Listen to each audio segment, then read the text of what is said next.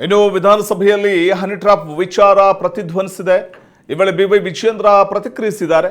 ರಾಜಣ್ಣ ಇಂದು ಗಂಭೀರ ವಿಚಾರವನ್ನು ಪ್ರಸ್ತಾಪ ಮಾಡಿದ್ದಾರೆ. ರಾಜ್ಯದ ಇತಿಹಾಸದಲ್ಲಿ ಇಂತಹ ಚರ್ಚೆ ಆಗಿರಲಿಲ್ಲ.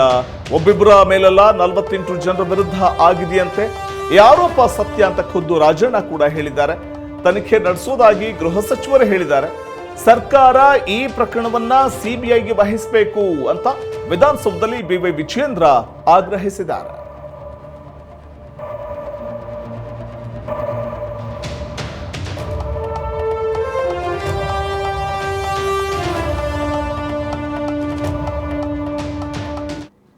ವಿಧಾನಸಭೆಯಲ್ಲಿ ಹನಿ ಟ್ರ್ಯಾಪ್ ವಿಚಾರ ಪ್ರತಿಧ್ವನಿಸಿದ್ದು, ಇದೇ ವೇಳೆ ಬಿಜೆಪಿಯ ರಾಜ್ಯಾಧ್ಯಕ್ಷ ಬಿ.ವೈ. ವಿಜಯೇಂದ್ರ ಪ್ರತಿಕ್ರಿಯಿಸಿದ್ದಾರೆ.